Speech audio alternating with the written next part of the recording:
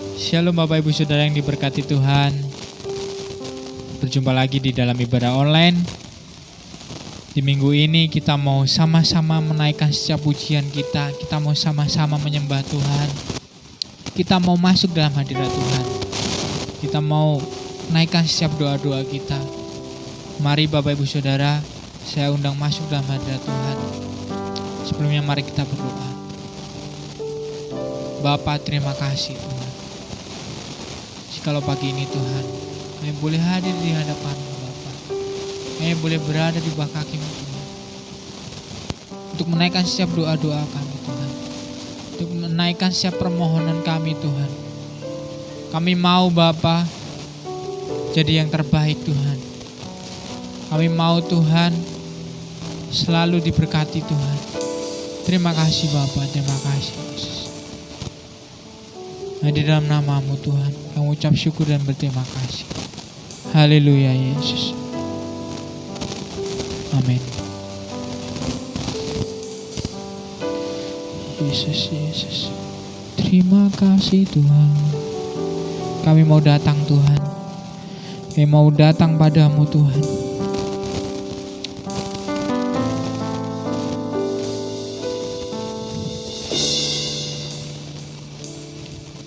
Ku datang kepadamu, membawa pujianku, hanya kekuatan hadirat-Mu sanggup menjaga hatiku. Mendekat padamu, ku mau sentuh hatiku, biar ku melihat kemuliaan yang Kau sediakan bagiku. Ku datang padamu,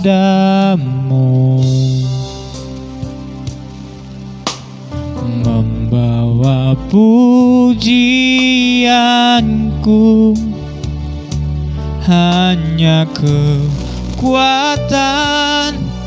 hadirat-Mu sanggup menjaga hatiku. Membawa padamu,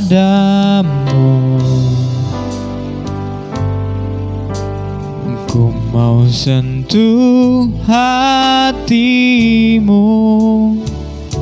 biar ku melihat kemuliaan yang Kau sediakan bagiku. Bagi-Mu pujian, hormat, kemuliaan, Kaulah kebanggaan di dalam hidupku. Janji-Mu bersinar, buktikan Kau besar. Tiada yang seperti-Mu Yesus Tuhanku. Kita naikkan pujian kita. Bagi-Mu pujian, hormat, kemuliaan, Kaulah kebanggaan di dalam hidupku. Janji-Mu bersinar, buktikan Kau besar. Tiada yang seperti-Mu Yesus. Mari sama-sama kita sembah Tuhan. Oh Yesus, segala kemuliaan hanya bagi-Mu Bapa, hanya bagi-Mu Tuhan, hanya bagi-Mu Yesus.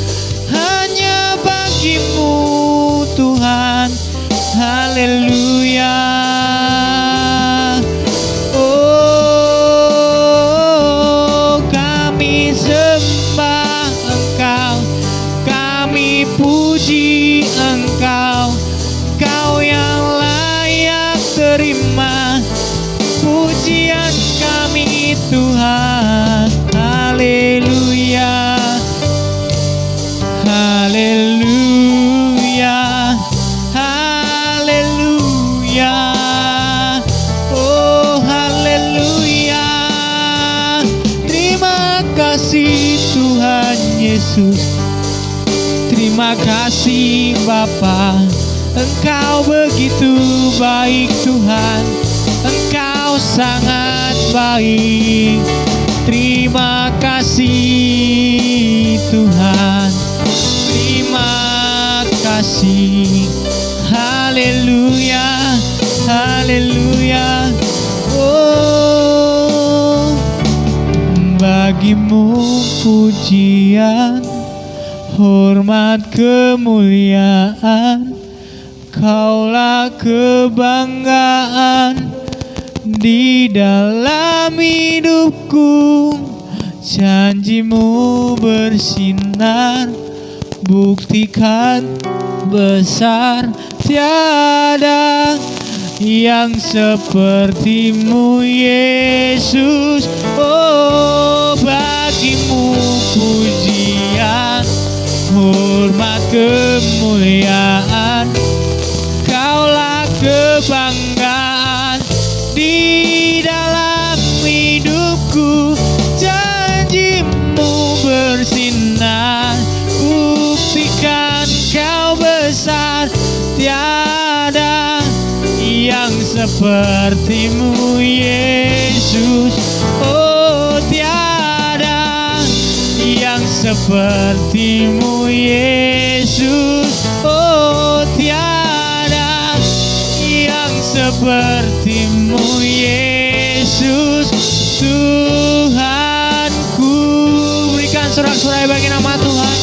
Oh, haleluya Yesus, haleluya. Sikidara lama-lama-lama, kurana lama-lama ya se. Oh Yesus, Yesus, Yesus. Oh Tuhan Yesus, pujian kami Tuhan hanya bagimu Bapa. Pujian kami hanya bagimu Yesus. Segala pujian, hormat, syukur kami hanya bagi kemuliaan-Mu Yesus. Terima kasih Tuhan, terima kasih Yesus. Terima kasih Bapa. Oh, terima kasih Tuhan. Terima kasih. Haleluya. Oleh kuasa darah-Mu, Kau telah tebus dosaku. Kekudusan-Mu melingkupiku. Kasih-Mu mengalir memulihkan hidupku.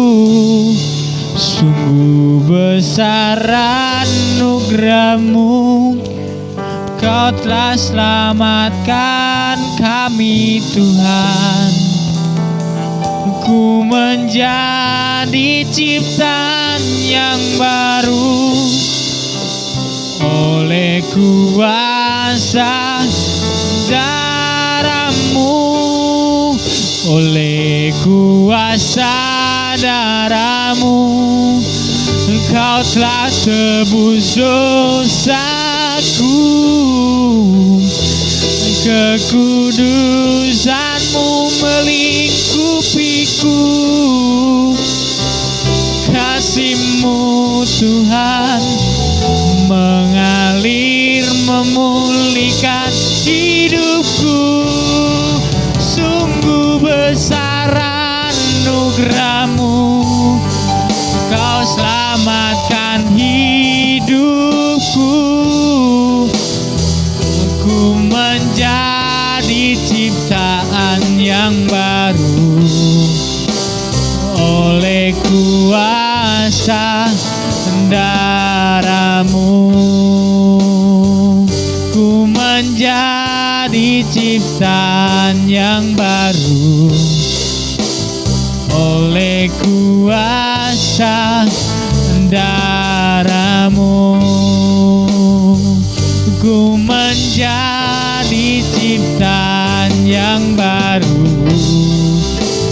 oleh kuasa darah-Mu.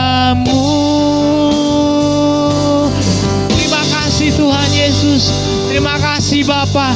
Terima kasih Roh Kudus, jamahan-Mu Tuhan, urapan-Mu Bapa selalu turun atas kami Tuhan. Biarlah kemuliaan-Mu Bapa, biarlah setiap kami Bapa boleh merasakan sukacita Tuhan. Damai sejahtera Tuhan turun atas kami Bapa. Jadi dalam nama-Mu Bapa, kami mengucap syukur dan berterima kasih.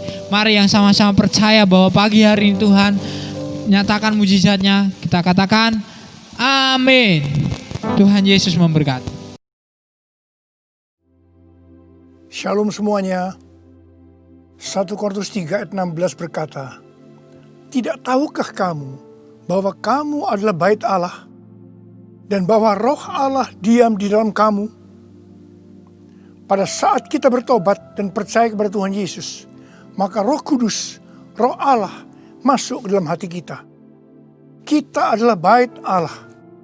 Mari kita katakan bersama-sama bahwa saya adalah bait Allah. 1, 2, 3. Saya adalah bait Allah. Sesuai dengan Roma 8 ayat 2, bahwa roh yang memberi hidup, yang ada di dalam kita, telah memerdekakan kita dalam Kristus dari hukum dosa dan hukum maut. Pada tanggal 17 Agustus 2020, kita merayakan ulang tahun kemerdekaan Republik Indonesia yang ke-75. Seperti Tuhan memberikan kepada kita kemerdekaan, yaitu merdeka dari penjajahan hukum dosa dan hukum maut. Maka Tuhan sudah memberikan kemerdekaan bagi Indonesia dari segala bentuk penjajahan. Dirgahayu Republik Indonesia.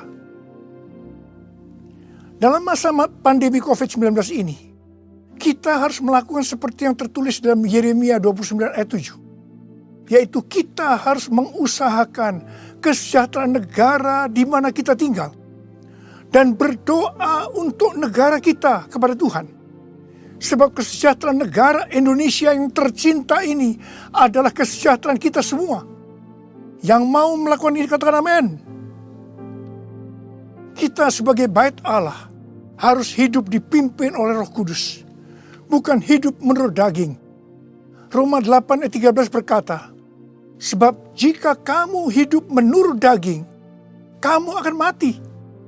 Tetapi jika oleh roh kamu mematikan perbuatan-perbuatan tubuhmu, kamu akan hidup."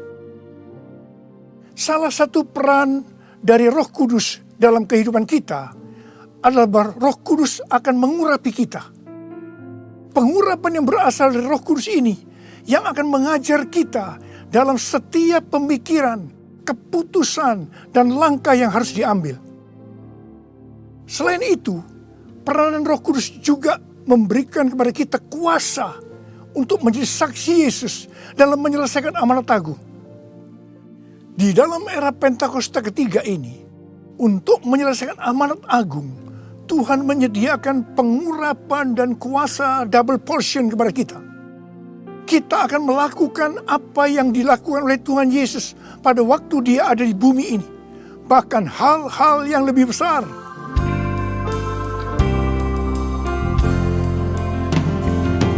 Anointing, fall on me. Anointing, fall on me. Let the power of the Holy Spirit fall on me. Anointing, fall on me. Anointing, fall on me. Anointing, fall on me. Let the power of the Holy Spirit fall on me. Anointing, fall on me. Anointing, fall on me.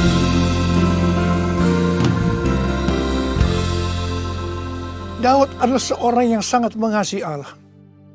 Daud merindukan untuk mendirikan bait Allah. Tetapi Tuhan tidak mengizinkan karena Daud seorang prajurit yang banyak menumpahkan darah. Tuhan mengatakan bahwa yang akan mendirikan bait Allah adalah Salomo anaknya.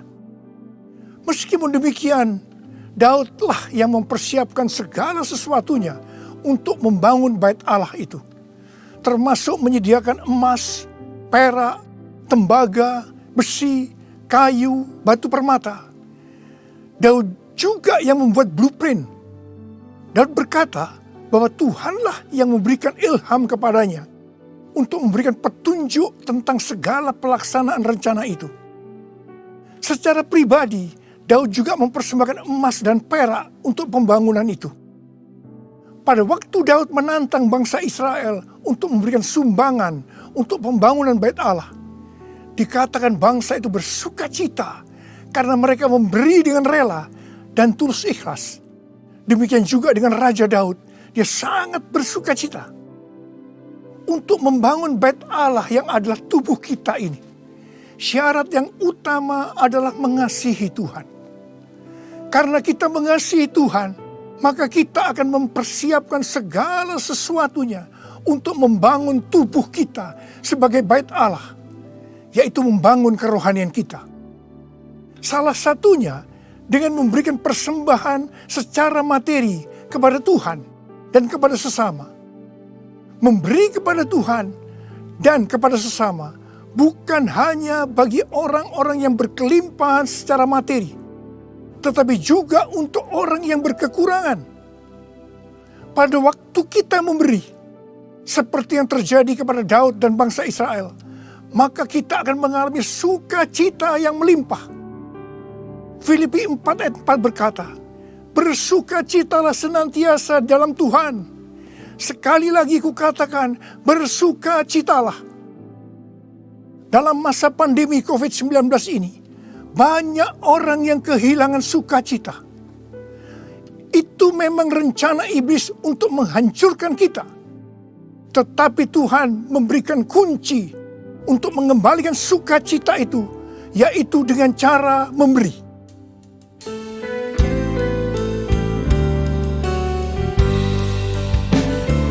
Jadikan aku bait suci-Mu yang kudus dan yang tiada bercela. Jadikan aku mezbah doa-Mu bagi keselamatan bangsaku, bagi keselamatan bangsaku.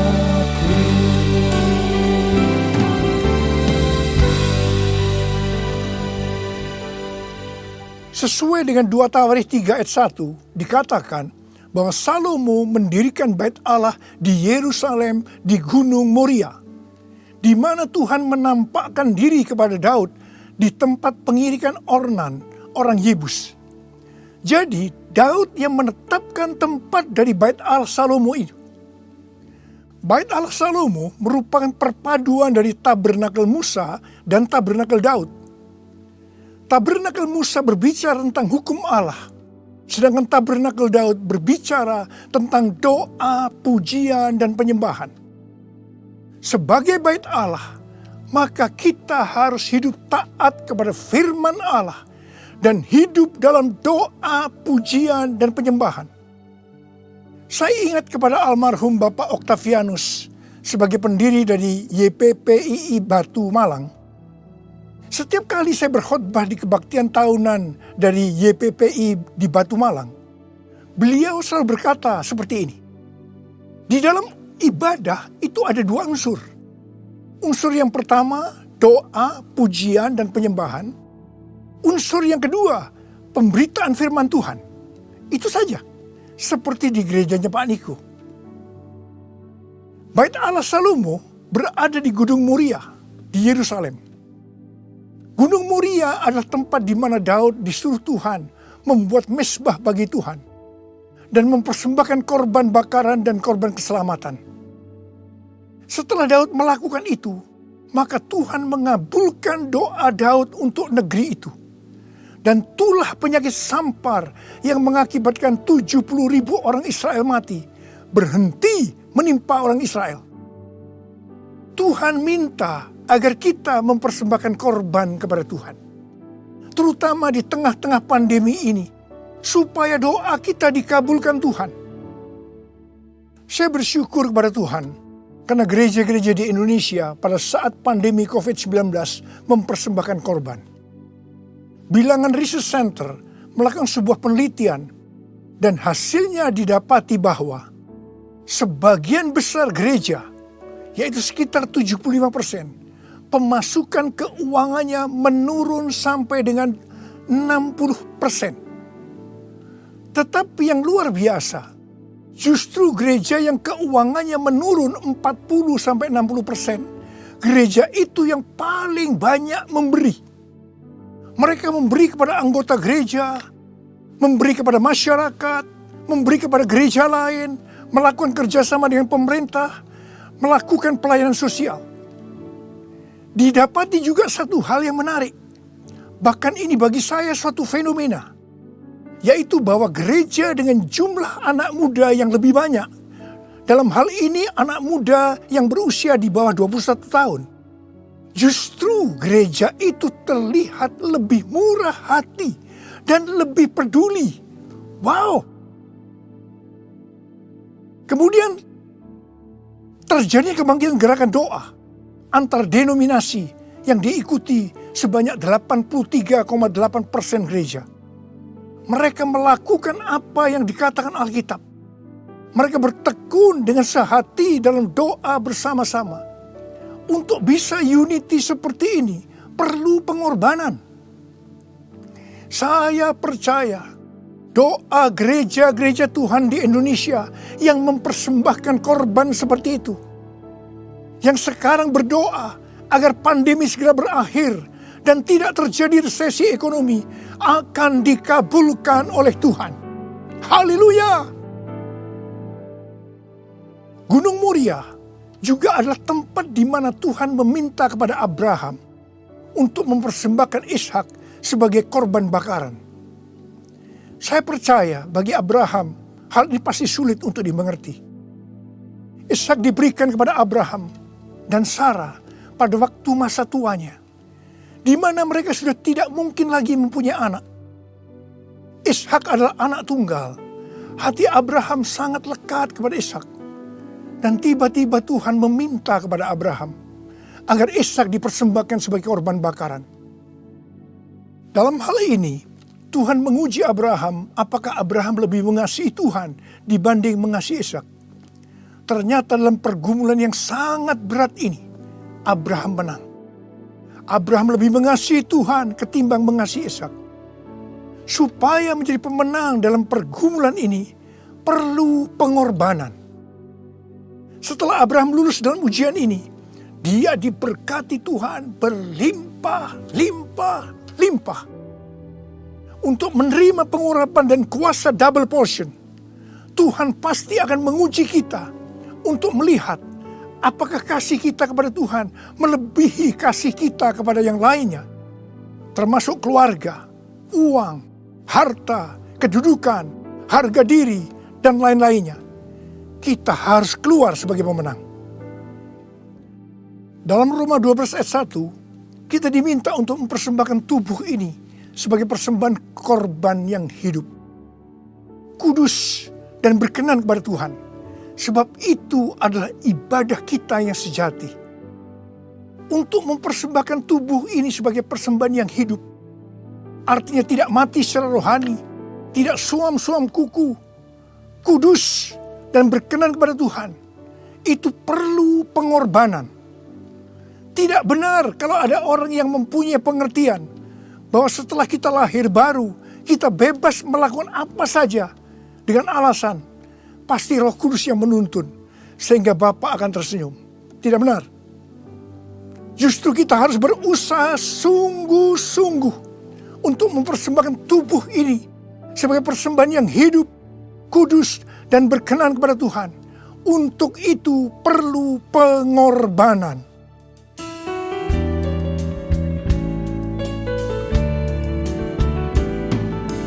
Bapa, ku persembahkan tubuhku sebagai persembahan yang hidup, kudus, dan yang berkenan padamu, sebagai ibadah yang sejati.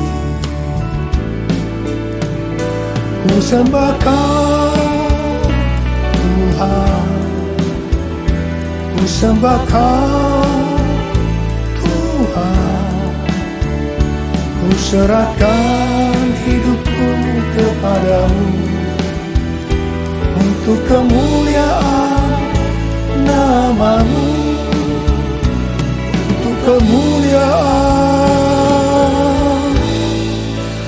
nama-Mu.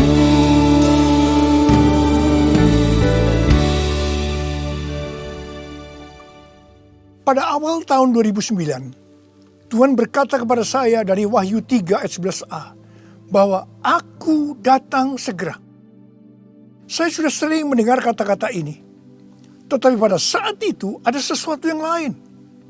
Saya gemetar, dan saya berkata kepada Tuhan, Tuhan, apa yang akan Tuhan kerjakan? Dan apa yang harus kami lakukan?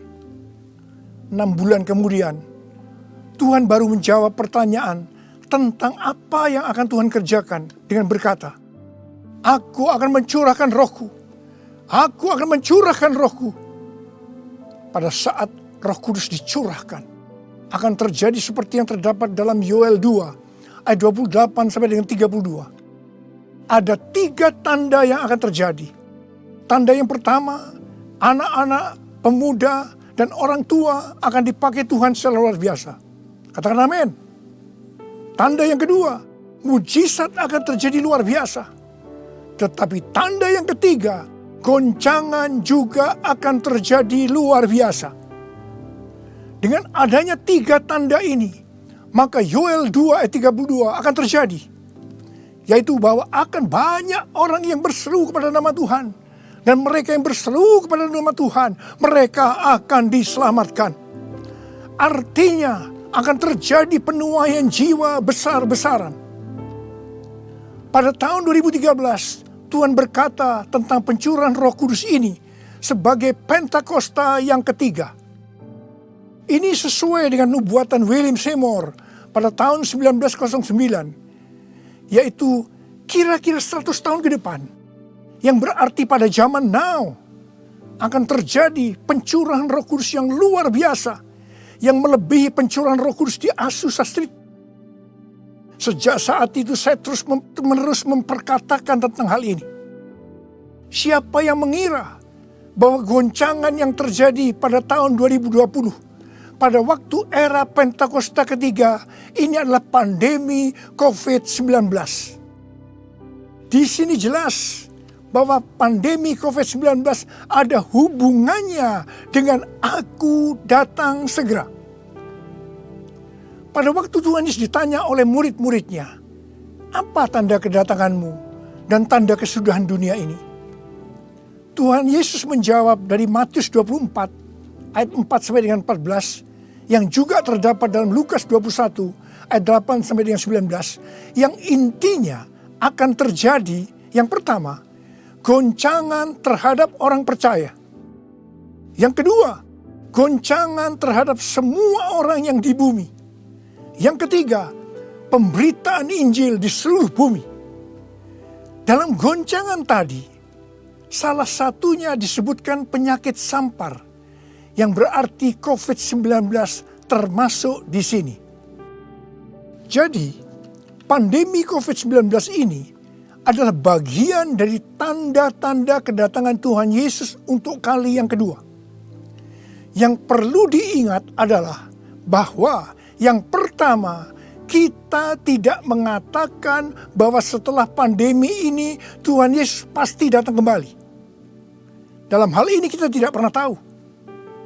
Yang kedua, kita juga tidak bisa berkata bahwa Tuhan Yesus pasti belum datang setelah pandemi ini, atau lama setelah pandemi ini berakhir. Dalam hal ini pun kita juga tidak pernah tahu. Yang penting adalah bahwa pandemi COVID-19 ini adalah warning kepada kita bahwa kedatangan Tuhan Yesus sudah semakin dekat. Kalau dalam kitab Wahyu saja, Tuhan Yesus berkata, Aku datang segera, sebanyak 4 kali. Waktunya sudah dekat, waktunya sudah singkat sebanyak 2 kali. Apalagi hari-hari ini.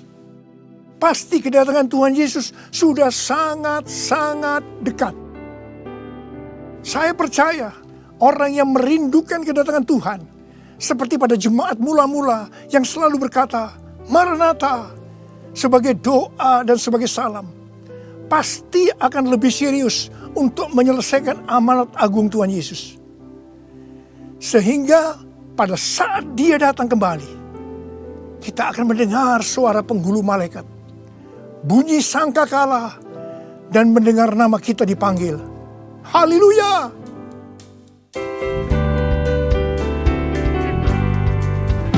Kalau bunyi sangkakala, kalau bunyi sangkakala, kalau bunyi sangkakala, kalau namaku dipanggil ku ada, kalau namaku dipanggil ku ada. Siapa yang percaya pada saat nama kita dipanggil, kita akan mendengar panggilan itu? Boleh angkat tangan. Mari, saudara yang percaya, nyanyikan lagu ini bersama saya.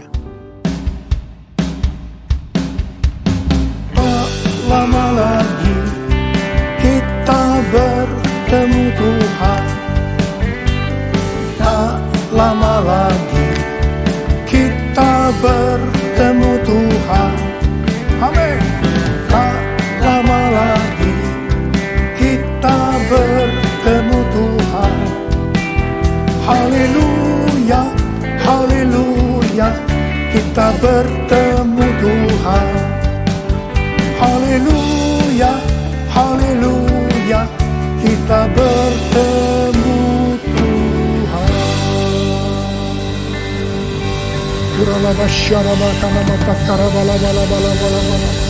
Angkat tangan saudara. Berbahasa roh, berbahasa roh, berbahasa roh saat ini. Kuriala bala bala bala bala bala bala bala bala bala bala. Oh dia bakana maya bala bala bala.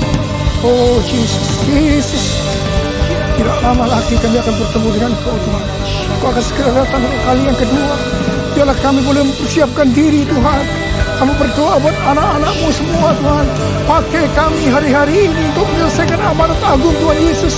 Curahkan pengurapan buat mereka. Terima, terima, terima, terima.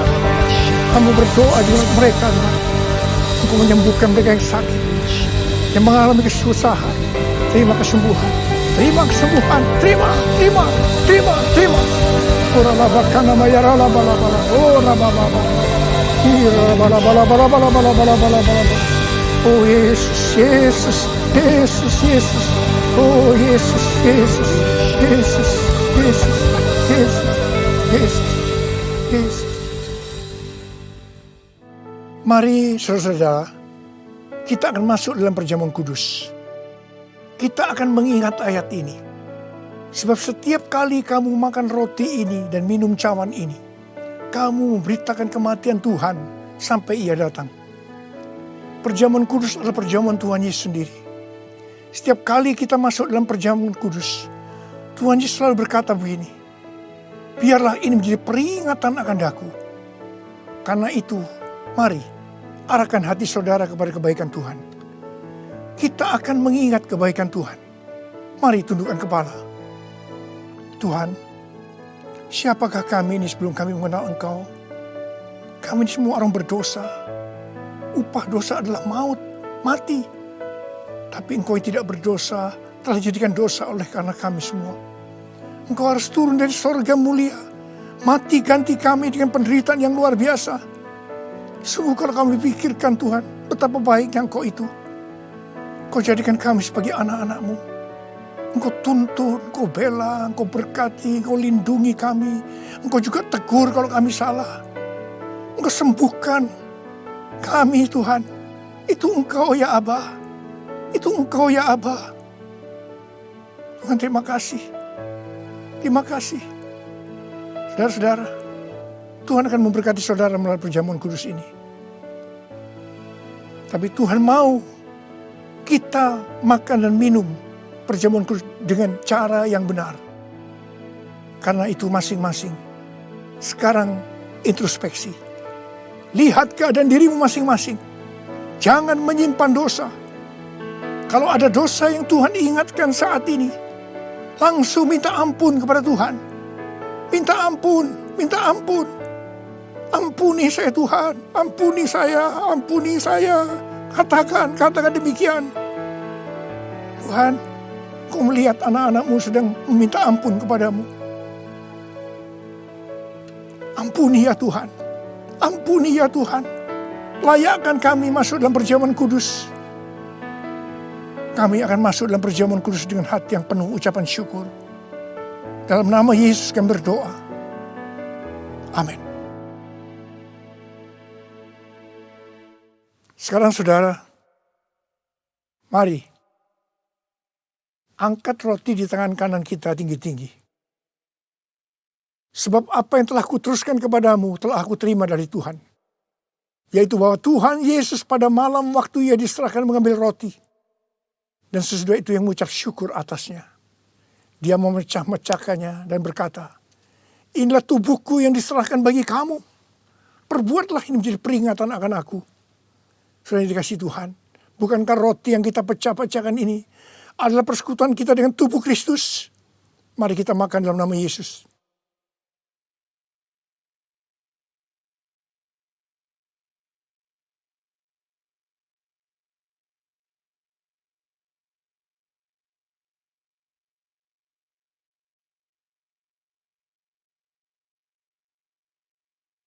Sekarang angkat cawan di tangan kanan saudara tinggi-tinggi.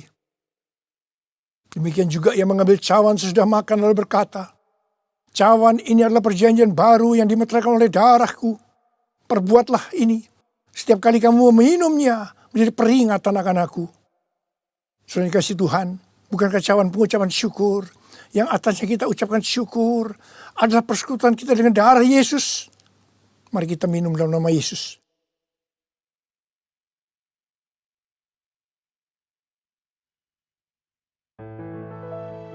Oh, rarabasyandara kadamata karabar. Mari angkat tangan saudara.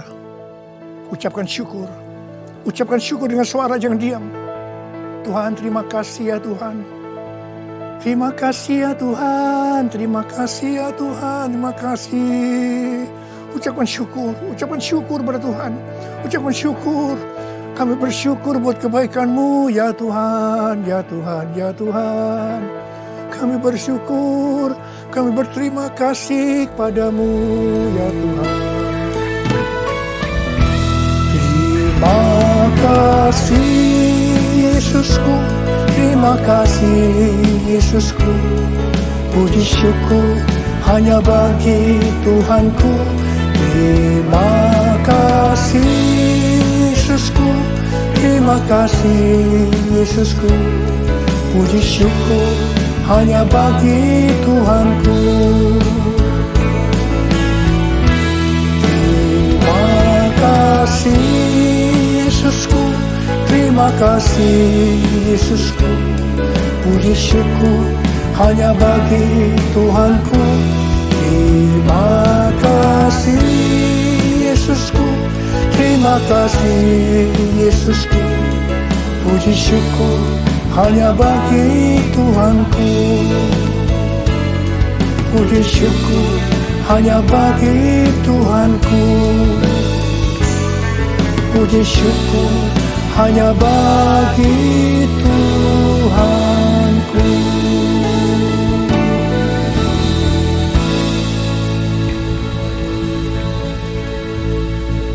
Terimalah berkat Tuhan. Kasih karunia yang berlimpah-limpah daripada Allah Bapa dalam anak yang tunggal Yesus Kristus. Persekutuan yang manis dengan Roh Kudus menyertai saudara sekalian mulai hari ini sampai Yesus datang menjemput kita di awan-awan dan bahkan sampai selama-lamanya. Yang percaya bersama-sama katakan amin.